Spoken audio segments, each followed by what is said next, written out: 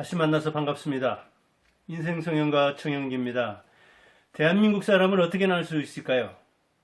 박정희를 아는 사람과 박정희 시대에 산 사람과 그를 이름만 들어서 아는 사람, 그를 역사적 인물로 아는 사람과 구분할 수 있을 것입니다. 박정희가 1979년 10월 26일에 서거했으니까 아마 90년대생들은 이름만 들었을 것이고 70년대생도 어려서 잘 모를 겁니다. 저는 마침 1958년생이기 때문에 초, 중, 고, 대학교 1학년 마치고 군대에서 석 달째 복무하는데 대간첩작전하고 있을 때 10월 26일 날 비상이 걸려가지고 부대로 복귀했습니다.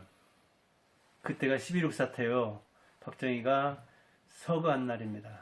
제가 7월 10일 날 79년 7월 10일 입대했는데 훈련은 막 마치고 자대에 배치받아가지고 바로 대간첩작전 나갔는데 또다시 그런 소식을 듣고서 복귀하게 되었습니다. 그 해가 아마 10월 5일인가가 추석이었는데 추석날인가 한창 연휴를 즐기고 있을 때 대간첩작전 비상이 걸려가지고 출동했을 겁니다. 아마 21일간, 그러니까 제가 3주 동안 대암산이던가요? 거기 이사단 근무했는데 강원도에 가서 작전을 하는 사이에 서거했습니다. 박정희의 성취 요인에 대해서 오늘 생각해 보려고 합니다. 그가 성공한 대통령이나 아니나 여러 말이 많지만 근대사에서 박정희처럼 영향을 많이 미친 사람도 드물 겁니다. 그런 차원에서 다뤄보는 겁니다. 박정희의 성취 요인. 그가 다양한 인물인데 시도 썼더라고요. 네이버에서 검색해 보니까 그가 또 쓴 책, 그리고 다른 사람이 쓴 책을 포함하면 박정희에 관련된 책이 뭐 몇백 권이 나오더라고요. 아마 대통령 중에 가장 많은 조명을 받았을 것이고 그만큼 영향을 많이 미쳤다는 이야기죠. 대기업 재벌에 대한 책들은 몇십 권도 안 나오는데 창업주 뭐 3대 재벌도 그렇습니다. 우리나라 참 정치 관심 많아서 특히 박정희에 대해서 관심이 많아서 그렇게 많이 책이 나와 있더라고요. 근데 박정희라는 사람은 정치가이기도 하지만 시인이기도 합니다. 시도 썼습니다. 그 시를 한번 읽어볼까요? 여기 나오는데 그 아내가 유경수죠. 영수의 잠자는 모습을 바라보며 이런 시집도 또 나와 있더라고요. 유고집이지만 밤은 깊어만 갈수록 고요해지는군. 대리석과도 같이 하얀 피부, 보국한 백합과도 같이 향운을 뿜는 듯한 그 얼굴. 지금 1년 이렇게 되어 있는데 영부인이 자는 모습을 보고 이렇게 시를 쓴 천년입니다. 아주 대구 사범학교를 나온 문물을 겸비한 사람이기 때문에 어려운 한자를 쓰고 그랬는데 이렇게 그는 대구 사범을 나와서 교사였고 그 다음에 만주 군관학교 일본 육사 육군사관학교 그 다음에 한국 육군사관학교 또 한국 육군대학 사범학교는 이제 교사 배출하는 양성하는 학교죠. 그 다음에는 군관학교죠. 그리고 사범학교에서는 거의 꼴찌 수준이라고 했더라고요. 70명 중에 69등 했다나. 근데 만주 군관학교에서는 240명 중에 1등 했다고 하더라고요. 그걸 보면 문물을 겸비하긴 했지만 이렇게 그 무관학교를 많이 다녔잖아요. 그러기도 하고 성적도 거기서 아주 출중했는가 보더라고요. 학교 교사는 몇 년 안 했죠. 그가 그렇게 그 군인의 체질에 맞아서인지 만주에서 그 군관학교를 다닐 때도 학교를 그만두고 가서 한 얘기가 있죠. 내가 대장이 되어서 돌아오겠다 했는데 진짜로 육군 소장이었고 자기가 된 다음에는 별 2개를 자기가 달아서 정말 대장으로 예패를 했으니까 교직을 그만두고 가서 실제로 대장이 되었죠. 그는 이와 같이 교사, 군인, 혁명가, 정치가 그리고 시인이었죠. 그 구미에 가보면 알지만 그 생가가 산 밑에 있죠. 빈농의 오남 이녀의 막내죠. 그러니까 농사 짓는 것도 잘 알고, 그래서 막걸리를 좋아했잖아요. 농민들하고 마실 때는. 그리고 농민들하고 이게 말이 통하니까 잘 어울리기도 했고.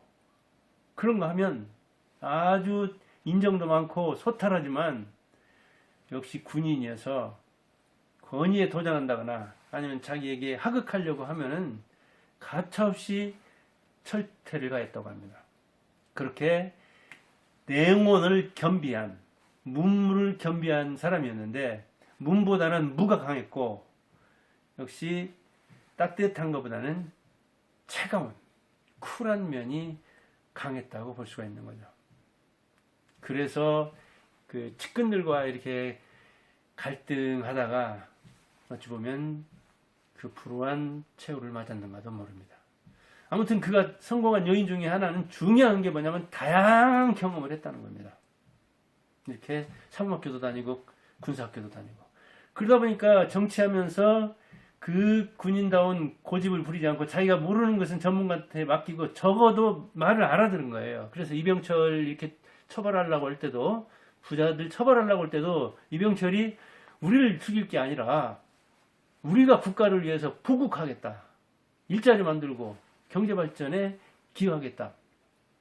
그리고 정주영이 그 소양강댐 할 때도 이렇게 콘크리트 댐으로 막으려고 하니까 이건 사력댐으로 막아야 된다. 근데 역시 포관 장교답게 이 사력댐이 포탄의 그 폭파 위험에도 더 안전할 수 있다는 그 말을 이렇게 들어준다고요. 그러니까 재벌들이나 전문가들이 자기한테 이야기를 하면 들을 수 있는 이 다양한 경험을 가지고 있었던 거예요. 좀 아주 강원했지만 유연하기도 했다는 이야기죠. 경험이 다양하다 보니까요. 그래서 흥도 많지만 공도 많은 겁니다.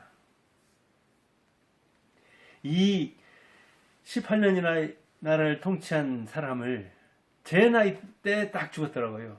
만 62세를 앞두고, 저도 올 겨울 되면 만 62세거든요. 제 나이에 딱 죽었는데 제가 초중고 대학교 1학년 1학기까지 겹쳐 있다니까요. 그 다음에는 흠결이 많습니다. 사실은 박정희는 흠결이 많기 때문에 그가 공을 많이 남겼습니다. 그 무슨 되는 이야기냐? 아닙니다. 무슨 되는 얘기 아닙니다. 실제로 흠투성입니다. 기회주의자요. 그리고 배반자요. 자기가 살려고 다른 사람 많이 죽였고, 그리고 통치하는 동안에도 얼마나 많은 악행을 저질렀습니까? 그리고 유경수는 옥천 사람이죠. 충북. 그 옥천은 평평한 곳이더라고요. 그 유경수 집은요. 부잣집이더라고요. 그러니까 박정희는 역시 가난한 집에 가지고 산 밑에서, 그리고 유경수는 부잣집이라 아주 다시 이제 뭐 개발해서 그런 측면도 있지만 아무튼 부잣집입니다.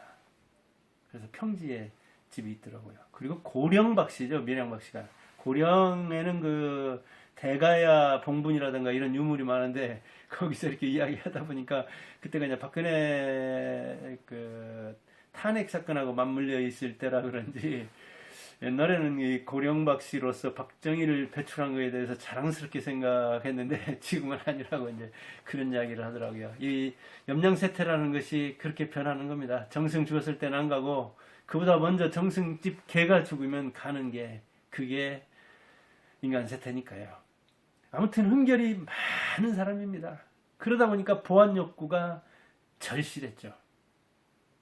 그래서 61년부터 그 5.16 그 혁명을 일으켰는데, 쿠데타를 일으켰는데, 바로 이어서 62년부터 경제개발 5개년계. 그래서 저도 초등학교 다닐 때 잘 살아보세, 잘 살아보세. 그리고 새마을 새벽종이 울렸네. 그 마이크 뭐 동네마다 이렇게 해관에서 틀어놓고 차에서 쓰레기 수거할 때도 이 새마을 노래다 뭐 이런 거 틀어놓고 학교에서도 그렇게 미본도 달고 노래도 부르게 아주 계몽을 하고 아주 세뇌를 했죠. 그런 친일파죠. 일본군이었잖아요. 또 남노당에도 노동당, 지금으로 말하자면 사회주의, 공산주의에도 가입했죠. 또 거기서 또 반공도 했죠. 또 광복군에도 가담했죠. 한국군에도 가담했죠. 보세요. 군인도 일본군, 광복군, 한국군 얼마나 다양합니까? 그 군사학교도 그렇게 다녔지만. 그리고 또 혁명을 일으켜가지고는, 쿠데타를 일으켜가지고는 2년 동안 군정을 했잖아요. 그리고 긴급조치라는 것을 뭐 거의 초헌법적 조치를 몇 명 모이도 못하게 하고 그랬죠. 1호에서 9호까지나 발령했죠. 그리고 계엄령이다. 학교도 아예 대학도 휴교 조치도 하고 뭐 프락치 사건도 일으키고 유신 그리고 가족의 또 불행도 겪었죠. 유영수 여사도 흉탄에 맞아 죽고 그리고 아들이 제 또래입니다. 육사 37기 586 개띠 맞지만 그 약물 중독 때문에 고민을 많이 했고 그 다음에 그네와 근영이던가요? 그 두 딸은 또 서로 갈등 관계가 있었고 그 다음에 이게 또 그 전처가 있었잖아요. 유경수 여사는 후처고 그 사이에서 또 딸인가가 하나 있죠. 박재남이던가요? 그런저런 이 불행한 가족사입니다. 그리고 자기도 측근한테 피살당하는 그런 사태를 맞았잖아요. 이렇게 아주 가족적으로 불행한 측면이 있고 그 흠결이 많습니다. 그리고 자기 집안도 마찬가지죠. 그 형 셋째 형이던가요? 박상희 씨가 그 딸이 이제 조카 사위가 한마디로 김종필 씨죠. 정치는 허업이라고 이야기한 사람이요. 대통령 빼놓고는 다 해본 사람. 얼마 전에 들어가셨죠. 이렇게 저렇게 얽혀 있는데 아주 흠결이 많은 거예요. 그러니까 흠결이 많다 보니까 도덕적으로 결함이 많다 보니까 그것을 메우려고 경제에 집착했다고요. 그리고 되도록이면 전문가의 말을 들어주려는 측면이 있었어요. 그렇긴 하지만 또 탄압하는 곳에서는 아주 탄압하고 김영삼과 김대중은 뭐 그 아래서 탄압 어마어마하게 받았죠. 김대중은 뭐 거의 그 일본에서 죽음 직전에도 가고 그 이후에 전두환 시절에도 죽음 직전에도 가는 아주 파란만장한 그래서 구사일생으로 살아서 대통령까지 지낸 그런 인물이죠. 그렇게 이 구업이 많아요. 한마디로 적이 많다고요. 그렇게 흠결이 많다 보니까 그 흠결을 상쇄하려는 그런 게 있어요.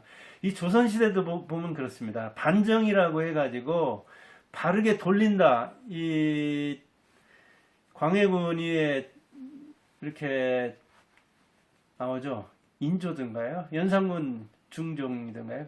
그들이 실제로 반정이라고 했지만 그 도덕적 정당성을 타고는 났지만 사실은 무능했습니다. 반정 뒤에 나온 사람들이. 지금 정권도 촛불혁명을 통해서 노무현을 이어서 이렇게 그 정당성이 있다고 하는데 정당성이 있다고 하면 좀 이렇게 기고만장하고 안이해지는 측면이 있습니다. 그렇게 안일하게 정치를 하다가 후세에 혹평을 받는 수가 있습니다. 조선시대에 그렇습니다. 그래서 광해군과 연산군에 대한 재조명을 해야 된다. 반정이라고는 했지만 이거는 사실은 무능한 사람 앉혀가지고 도덕적 정당성을 부여는 했지만 그들이 한 게 뭐냐. 충정도 그 아주 이 엉터리 정치를 했고 인조 같은 사람은 최고 치욕적인 임금이 됐잖아요. 청나라 임금 앞에 청태종 앞에 9번 3번 머리 조아리고 머리를 땅에 찍고 아주 치욕적인 이 삼전도 굴욕적인 항복을 했잖아요.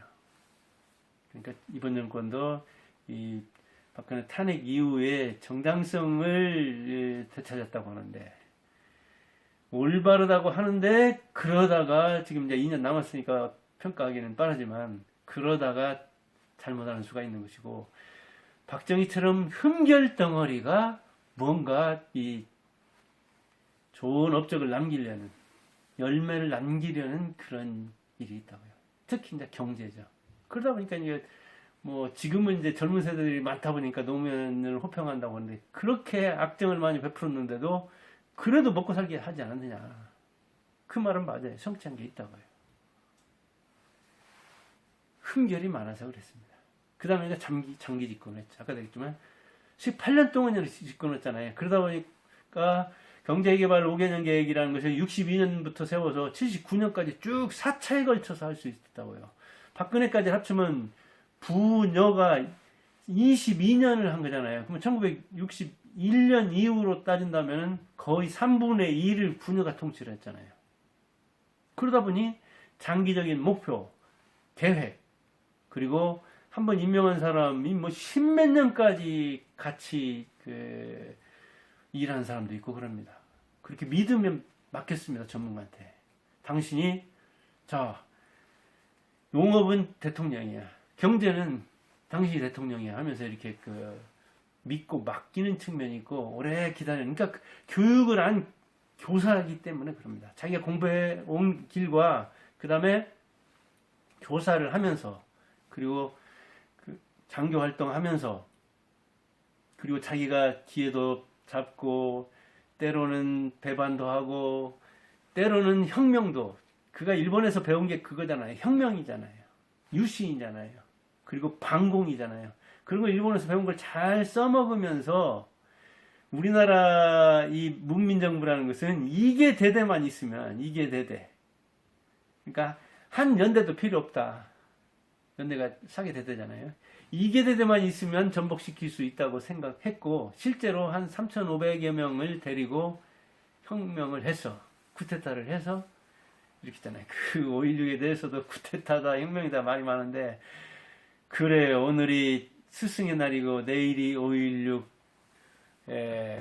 군사 뭐 정변 또는 쿠데타 또는 뭐 혁명 여러 가지를 이야기하는데 5.16 내일이 기념일이네요. 그래서 이렇게 이야기를 해보는 겁니다. 장기적인 플랜을 가져갈 수 있다는 건 참 중요한 겁니다. 근데 지금은 이 5년 단저령 단임 대통령이다 보니까 되게 옛날 거 부수다가 세월이 다가는 그런 측면이 있잖아요. 근데 유신까지 합치면 이렇게 아마 저격당하지 않았으면 요전에 보니까 이제 김재규를 변호한 사람이 쓴 책이 있던데 거기서 이제 김재규가 혁명을 한 거다 그렇게 얘기했고 요즘 뭐 또 영화도 나왔다고 하는데 저는 영화를 안 좋아하고 안 보니까 그런데 그리고 그가 일본과 미국의 지원을 받을 수도 있었고 그리고 모델로 삼을 수도 있었다. 일본은 근데 동양에 있는 미국이라고 하잖아요. 서양이라고 하잖아요. 그러다 보니까 서양식 즉 유교적 우리 전통을 내려놓고 서구식 그리고 어릴 때는 또 교회도 다니고 그랬다고 하죠. 박근혜